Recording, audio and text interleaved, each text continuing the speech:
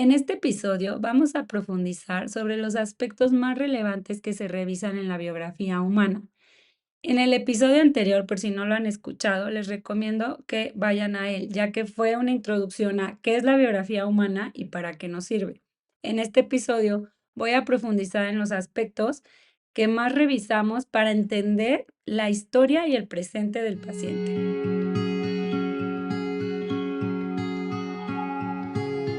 Hola a todos, ¿cómo están? Yo muy feliz de este tercer episodio, ya que vamos a profundizar más en la técnica terapéutica de la biografía humana. Tengo que confesarles que me es difícil poder establecer cuáles son aquellos conceptos más relevantes, ya que es un mundo enorme esto de la biografía y solamente tengo unos 15 minutos para empaparlos de esta técnica, de estos conocimientos que para mí son maravillosos y transformadores. Quiero empezar este episodio contándoles que yo siempre inicio el proceso terapéutico desde el tema del genograma o el mapa familiar. Esto no suele ser tanto así en la biografía humana, esta es una técnica que yo añado, pero se los quería comentar porque a esto le voy a dedicar un episodio especial, ya que desde que revisamos la historia familiar, nos da muchísima información sobre el presente del paciente. ¿Por qué? Porque vamos observando muchos patrones, muchas experiencias repetidas, muchas cuestiones que nos hablan de cómo este sistema familiar estaba conformado, qué carencias había, y pues esto nos da información sobre el individuo, ¿no? Pero en este episodio, como me voy a dedicar a la biografía humana, voy a irme como después de esto del genograma, se inicia el proceso de biografía. En el proceso de biografía, yo inicio siempre tratando de entender o de indagar, porque acuérdense que esto es más como una cuestión de detectives, de descubrir cuál fue la realidad real del escenario de infancia del paciente. ¿Por qué? Porque todos traemos un discurso engañado, todos contamos lo que mamá nos contó que pasó, que muchas veces no es la realidad real de la historia, ¿no? Entonces, por eso tenemos que ir como uniendo piezas y viendo qué cuadra y qué no cuadra en la historia. Entonces, inicio entendiendo un poco cómo fue la relación de mamá y papá del paciente antes del embarazo, ¿no? Cómo se llevaban, en qué contexto se conocen, a qué se dedicaban, o sea, varios aspectos relevantes. Posteriormente, el embarazo. ¿Cómo llega este bebé a existir en este mundo? ¿En qué sentido? ¿Cómo se encontraba mamá? Si era planeado, no era planeado, si mamá qué edad tenía, si se sentía lista para ser mamá o no, de qué historia venía, etcétera. Posteriormente nos vamos al tema del nacimiento. El nacimiento, el cómo nacemos, es uno de los eventos más importantes de nuestra vida. Deja una huella impresionante en nosotros y muchas veces no tenemos ni idea. ¿Por qué? Y ya estoy como entrando en estos términos de la biografía humana. El nacimiento es el primer trauma del ser humano. ¿En qué sentido? Venimos de estar 9 meses en la panza de mamá, calientitos, confortables, en una temperatura constante, movimiento constante, no hay ruidos fuertes, no hay luces fuertes, no necesitamos llorar para pedir comida porque está todo regulado ahí dentro, ¿no? Entonces es un escenario perfecto y de pronto llega el nacimiento. El nacimiento va a ser una fase en la que me detengo bastante a tratar de entender cómo nació este bebé y cómo estaba mamá en el momento del nacimiento. No se trata tanto de juzgar, el parto es bueno y la cesárea es mala, ¿no? Esto es muchísimo más profundo que eso. ¿Por qué?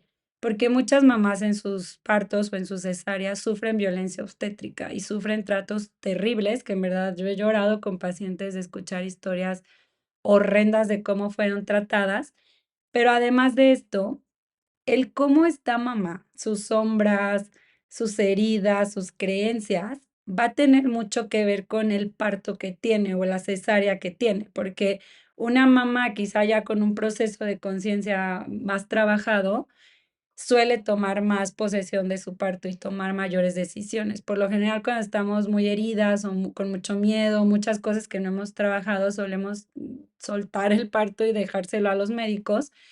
Y muchas veces, no digo que todas, voy a dedicar varios episodios especiales al tema del nacimiento. Incluso voy a traer una partera, una mami que parió en casa para profundizar más.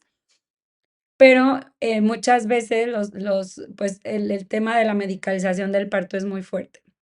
Desde ahí nos da mucha información de cómo nace bebé, qué tanto él estaba listo para nacer o no, si las primeras horas lo separan del cuerpo materno, lo dejan con mamá, que es que esa yo creo que es la mayor tragedia que le puede pasar a un ser humano, el que separen al bebé del cuerpo de mamá, que en la mayoría de casos tristemente pasa eso. ¿Por qué? Porque lo único que espera el bebé es estar pegado al cuerpo de mamá. Aquí vamos a empezar a hablar de un tema de fusión emocional. Entonces, el bebé, si ya lo mandaste así lejos de acuneros y llora y está lejos del cuerpo de mamá, no puede reptar hacia su pecho, desde ahí se está empezando a formar un pequeño guerrero que sabe que está llegando a esta vida a luchar, ¿no? Sin embargo, aquí viene un tema más profundo que es la fusión emocional. Los primeros años de vida, yo podría decir, quizás me iría mucho decir 7 años, que yo creo que son los más importantes, pero por lo menos los primeros 2 o 3 años de vida del ser humano, que es cuando mamá está en posparto o en puerperio, no son 40 días, como dicen, el puerperio realmente dura 3 años en todo nivel integral, o sea, psicológico, físico, social, ¿va? También va a ser otro tema, el posparto, que creo que muchas mamás aquí lo esperan. Entonces, en estos primeros años, sobre todo los primeros meses que existimos, existe el término de fusión emocional. Este término se refiere a qué tanto mamá pudo fusionarse con el bebé. Laura Goodman usa una analogía muy bella y creo que me parece muy atinada del término de fusión. Ella habla de que es como si de pronto nace bebé y echaran a mamá y a bebé en la misma agua, ¿no? Como en una alberca. Si mamá está en fusión emocional, mamá puede sentir el agua que está también ahí el bebé cerca, puede sentir si está caliente, si está fría, si bebé está bien, si no está bien, qué necesita, pero desde el mismo sentimiento, ¿no? Si mamá no puede permanecer en esa fusión emocional, que yo creo que esto es en el 99% de casos, por la historia, las heridas, el desamparo de mamá, mamá abandona esta agua y no puede y la toca desde fuera, ¿no? O sea, es como, se siente medio caliente o, creo que el bebé está bien o mal. No, el bebé necesita otra cosa, pero no está fusionado con el bebé. Esto también pasa no solo por mamá, sino esta sociedad de afuera que quiere sacar a mamá de ahí, ¿no? La pareja que está en un plan como de, ya no es mi esposa de antes, o la sociedad que dice, no, el bebé se tiene que acomodar a tu vida, no al bebé, vuelve a ser la misma, entonces te sacan de esta fusión emocional también, ¿no? El bebé empieza a entender, a crecer con esto.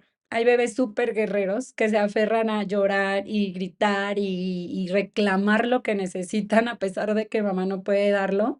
Y hay bebés más pasivos que terminan resignándose a que no existe esa fusión y no les van a dar lo que necesitan. Y ojo, en la sociedad a veces preferimos a estos bebés y es como, no lloraban nada. Cuando yo en la biografía es peor que me hablen de un bebé que no pedía ya lo que necesitaba, o sea, que se resignó tan pronto.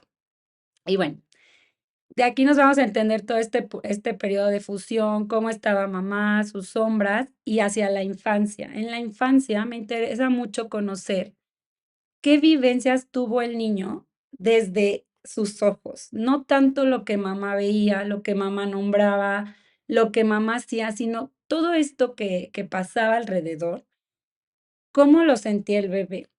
El niño, perdón. Hay historias muy fuertes, por ejemplo, hay mucho desamparo, ¿no? Que a pesar de que mamá estaba presente y no trabajaba o algo, mamá no podía conectar con el hijo, le costaba jugar, mamá tiene un personaje quizá como de un desierto, ¿no? Una mujer hielo, entonces, ¿cómo una mujer hielo puede conectar con un niño intenso y demandante y como lo son todos los niños, ¿no?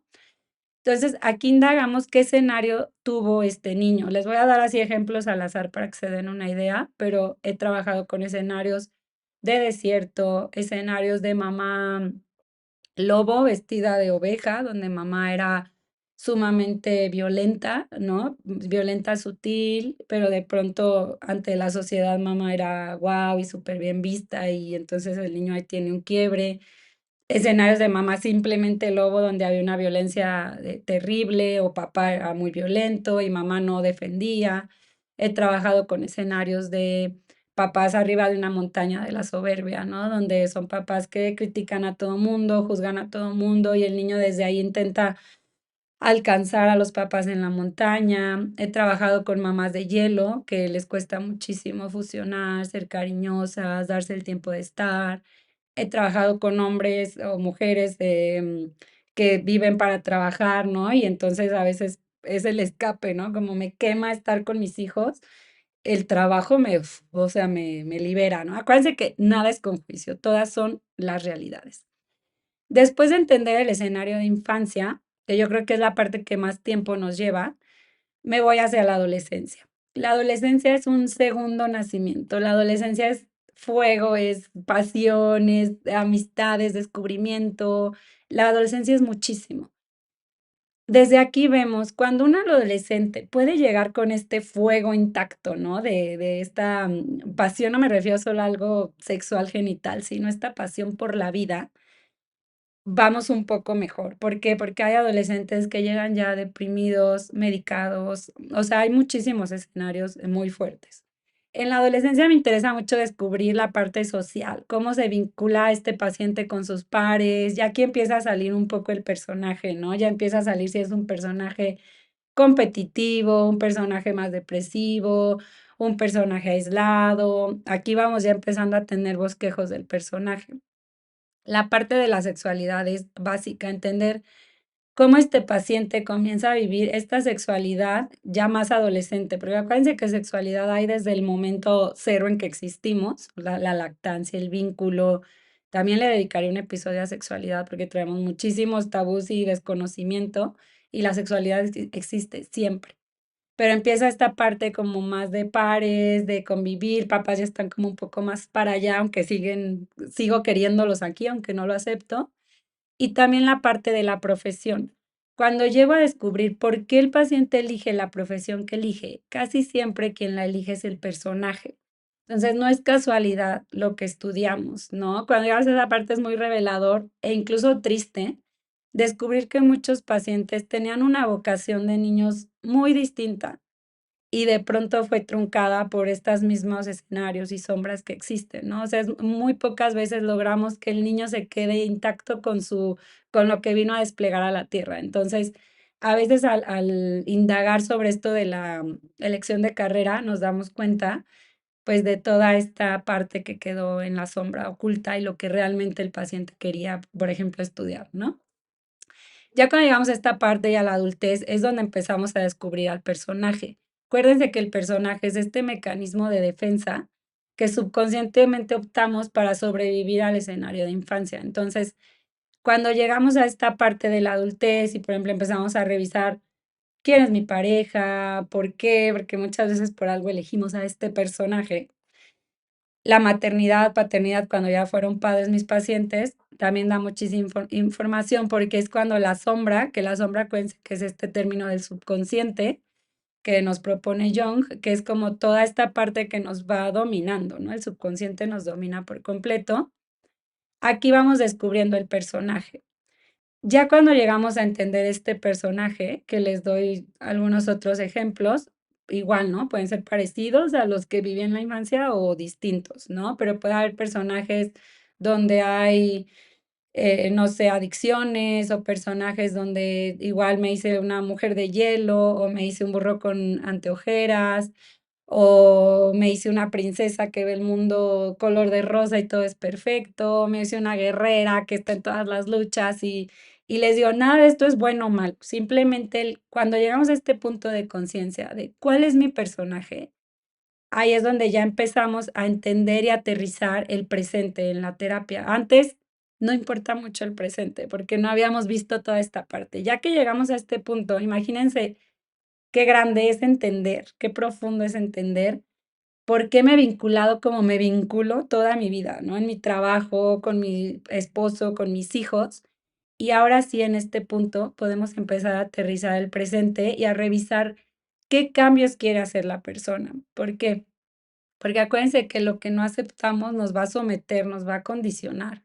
Y lo que aceptamos y logramos ver y nombrar nos va a dar muchísima conciencia. Esta es la conciencia de poder empezarme a vincular de otra forma, de poder elegir poco a poco, porque no es fácil, ¿cómo quiero empezar a vincularme? Si ya no quiero ser esta persona violenta, si ya no quiero ser esta persona agresiva, si ya no quiero ser esta persona enfocada en solo en este aspecto, ¿no? Si quiero empezar a descubrir mi ser esencial y poder desplegar lo mejor de mí, porque acuérdense, y con esto quiero cerrar, la infancia es la etapa donde solo debemos recibir, recibir, recibir, recibir todo de nuestros padres, porque si recibimos nada más, en la adultez va a venir la etapa donde solo vamos a dar, dar, dar sin recibir. Pero fíjense que la mayoría de adultos seguimos queriendo recibir y recibir, y esta es la verdadera tragedia de la historia. Espero que haya podido comunicar todo lo que quería. En el próximo episodio nos va a ayudar una chica a contarnos sobre su experiencia, a ver si es en la biografía humana, a ver si esto nos da un poquito más de luz. Si tienen dudas, les interesa conocer más, ahí pueden escribirme en mis redes y si es necesario, vamos haciendo más capítulos. O sea, voy a seguir abordando un poco de esto, pero ya más, como más específico y de otros enfoques otras técnicas que vamos tomando en la experiencia terapéutica, pero con esto me gustaría cerrar. Muchas gracias por escuchar este episodio y nos vemos a la próxima. Un abrazo.